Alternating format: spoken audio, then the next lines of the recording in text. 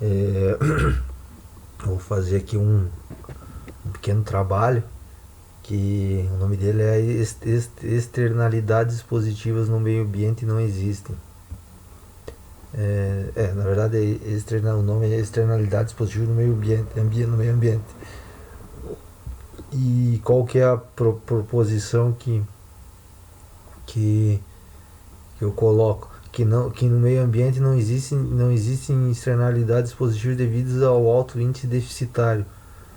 E isso é uma proposição dedutiva e ela precisa ir a. E a proposta, qual seria a proposta? É a criação de um índice para mensurar ganhos e perdas. E, então é isso. O que acontece aí na minha visão?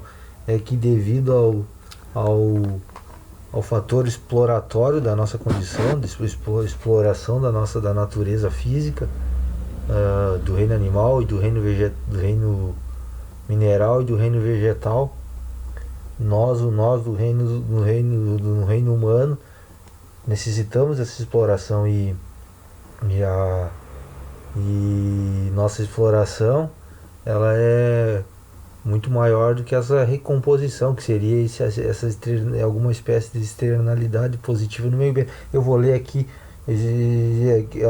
uma definição. Definição, ela, depois eu passo a referência ali, ela vem do livro do professor Princípios Princípios de Economia, do professor Mochon. Acho que é esse o sobrenome, acho que acredito que ele deve ser espanhol ou latino. E de língua espanhola, e ele tem uma definição que existe uma externalidade quando a produção ou consumo de um bem afeta diretamente consumidores ou empresas que não participam de sua compra nem de sua venda, e quando esses efeitos não se refletem totalmente nos preços de mercado. É uma definição, daí tem outra aqui que eu acho que também é interessante. As externalidades surgem quando não se incluem nos preços de mercado certos efeitos secundários da produção ou do consumo. Uh, e esse preço, por exemplo, no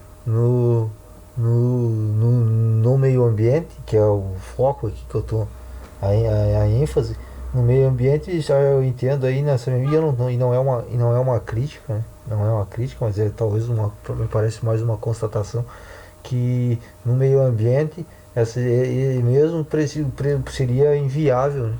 Na minha visão, inviável a precificação de algum serviço, de alguma mercadoria, de algum produto, incluindo o preço da externalidade, né? E no meio ambiente, e quando se deplora o meio ambiente, quando se explora, e aí exemplos são vários, né, que se pode dar aí que praticamente não tem volta, né, no meio ambiente, e como pode dizer, não é uma crise. Então a minha proposição é essa, que a externalidade no meio ambiente, ela não que não exista, ela é deficitária, e logicamente ela não existe porque quero dizer, ela é sempre negativa, e praticamente não existe. E, eu quero a minha teoria, ela ela pega que ela entende que mesmo se dividindo o mundo por regiões geográficas, por exemplo, por continentes, o continente americano, continente europeu, continente asiático, ela isso é uma questão apenas temporal, né? Por exemplo, isso pode temporal, né? Por exemplo, lá ter não nem vou falar em depredação humana, por exemplo, ou exploração humana, uso humano mas vamos supondo aí que se tivesse esgotado todos os recursos aqui na América do Sul, por exemplo, seria uma questão de tempo até que essa população, por exemplo, da América do Sul, e é isso aí, um raciocínio ele é uma só figurativa, uma representação. Vamos supor que até a questão da população, vamos supor que existisse só a população brasileira, e população da América do Sul. Então, consumiríamos todos os recursos da natureza, do reino mineral e do reino vegetal, e partiríamos para a América Central e depois para a América do Norte, depois para a África, depois para a Europa, depois para a Ásia, depois para o Oriente Médio e terminando lá na Indonésia e na Austrália. E o que eu quero dizer? Quero dizer que da mesma forma se esgotariam os recursos. Então o que aconteceria? Vamos supondo que saísse da América do Sul e partisse para a América Central. Claro que poderia existir essa externalidade positiva, por exemplo, não digo que é positivo, mas o reflorestamento ou a recuperação, a tentativa da recuperação ambiental, mas isso também é uma hipótese, não há uma certa garantia, né? E de, dessa possibilidade de recuperação ambiental. Uh, então, entendo aí como esse nosso. E ou talvez isso aí seria tão demorado que, que afetaria de alguma forma aí a moda. Outra agora, daí vão levando em consideração se existisse a população, se, se por exemplo, com o que acontece se existe toda essa população já nos seus territórios, como, como, como é hoje. Uma alternativa seria a guerra. Então, por exemplo, um continente australiano consome toda seus recursos naturais. Ele automaticamente ele vai ou vir para o Brasil, ou, por exemplo, por a maior proximidade geográfica. Seria ele vai subindo, Indonésia, pega ali a Tailândia, Vietnã, Camboja, sobe para a China. Então seria a guerra ou o consumo dos recursos, ou a questão populacional, que acho que é mais provável, seria a guerra, ou talvez a dependência, né? Só que essa dependência tem um limite, e o limite são os próprios recursos naturais desse que promove essa dependência, a ajuda. Então seria isso, né? Que eu quero dizer é isso, que não independe claro que isso aqui é só é um raciocínio hipotético. Agora, que a externa que a externalidade ambiental ela é deficitária, acho que isso aí é plausível e de certa maneira até independe do teste de hipótese, por exemplo, ou da verificação, é até uma questão visual, né? E eu não vou falar em políticas públicas, né, mas se entra nisso, automaticamente deveria se entrar isso, né? E principalmente hoje o que dizem, né, que acontece aí na situação do Brasil, ainda o maior desmatamento lá na, na Amazônia, e que lá na minha visão, por exemplo, eu entendo que lá seria o território, o problema daquilo seria da Amazônia, como por exemplo o petróleo que tem no mar do Rio de Janeiro seria do Rio de Janeiro, que tem o carvão que tem no Rio Grande do Sul, em Santa Catarina seria de Santa Catarina, não diz respeito a outra. Na verdade, na minha visão, claro que isso é só algo teórico, depois se pode, ou uma premissa maior, depois se vai reduzindo e o raciocínio até chegar num ponto, né? Um ponto ideal. E então o Amazônia é do território de quem vive na Amazônia, da população que vive lá. Se eu encontro, por exemplo, no meu uma jazida de petróleo ou um petróleo no meu terreno, eu entendo que ele é meu, como me parece que é nos Estados Unidos, né? Ou a propriedade, de fato a propriedade privada. Agora, claro, daí você pode ir vai se estendendo nesse assunto, por exemplo, a Amazônia, vamos supor que toda a questão climática, a biosfera, daí você poderia entrar na questão de biossegurança. Se a Amazônia ela proporciona e ela oferece essa biossegurança nacional, que ela é do Brasil, né? E daí eu já entro na questão que o Brasil não deveria nem aceitar ajuda externa de outros países, porque isso aí, na minha visão, ela implica uma um elo, uma ligação, né? Ou uma, uma e eu tô longe de mim aqui de ser especialista na Amazônia, mas é uma coisa que merece estudo.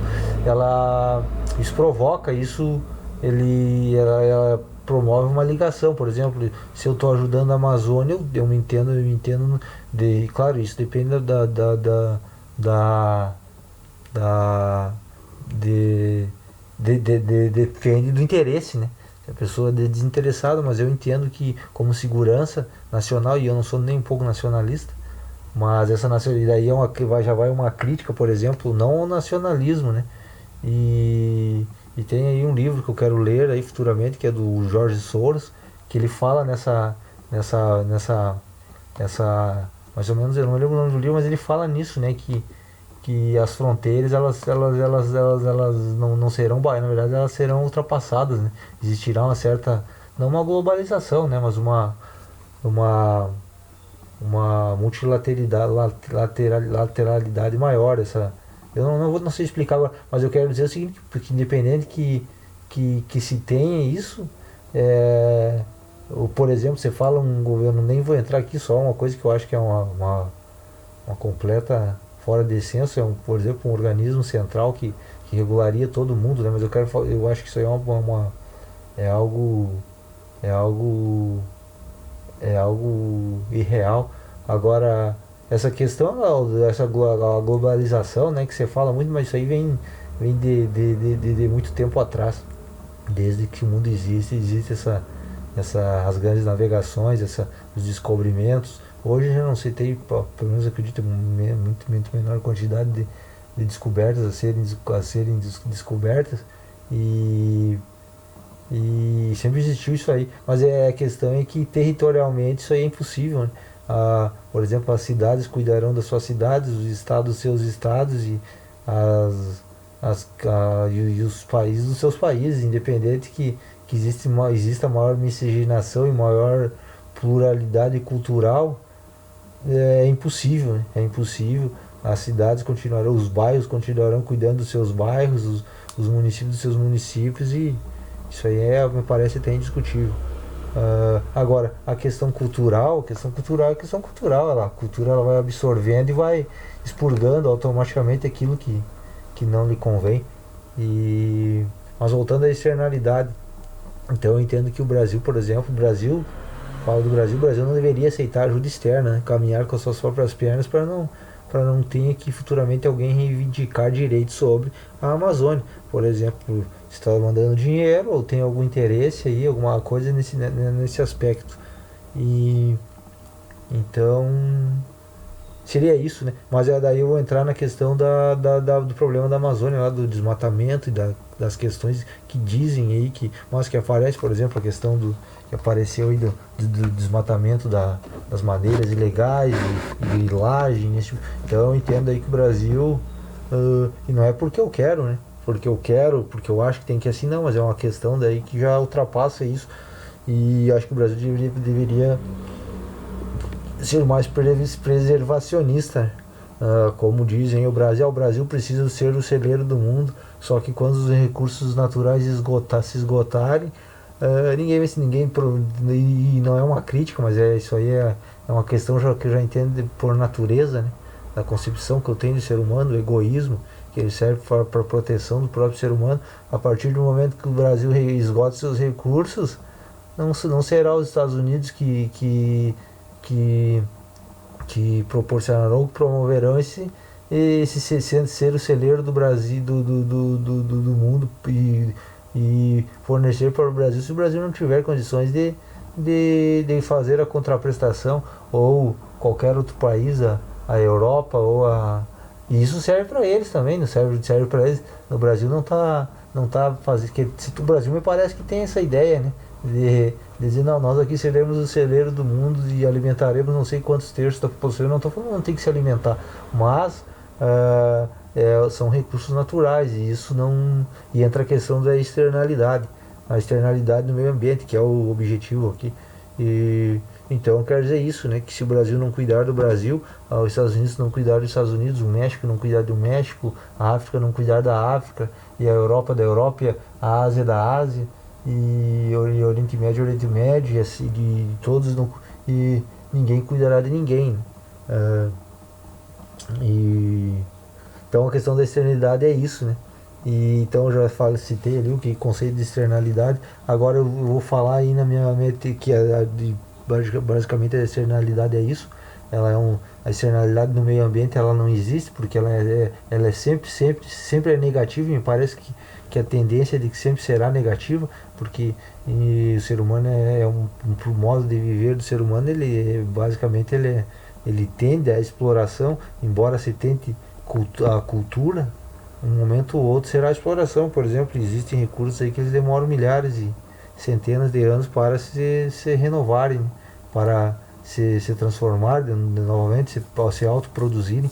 Claro que as tecnologias podem ajudar, mas por enquanto parece o que parece que não é assim. Isso aqui também é só um pensamento.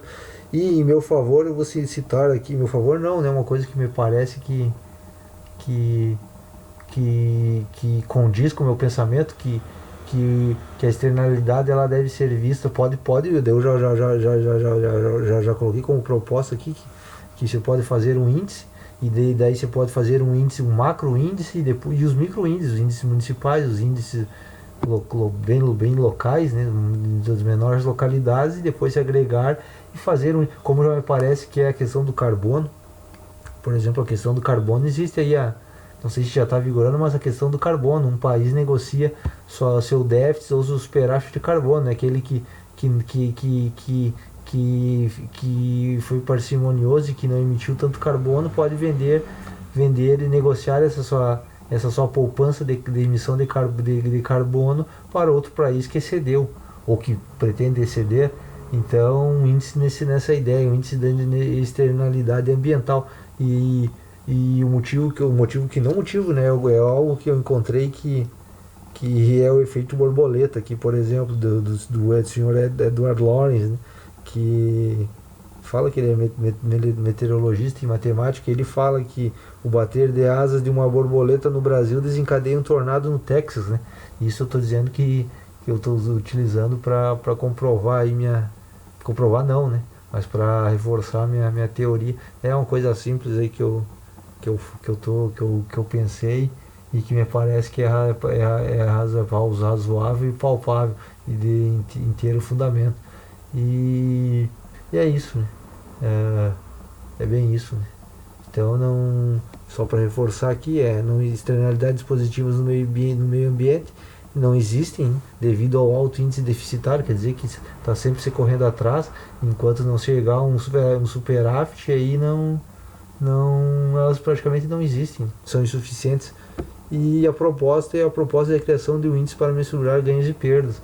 E como eu falei, o índice ele pode ser micro índices e depois se agregar e se transformar num grande agregado. É isso aí. Eu deixo a referência no final aqui, de onde eu tirei essas informações. O conceito de externalidade eu já falei, mas o conceito de externalidade do Edward Lorenz eu deixo no final ali, qual foi a referência, onde eu encontrei, e é isso aí.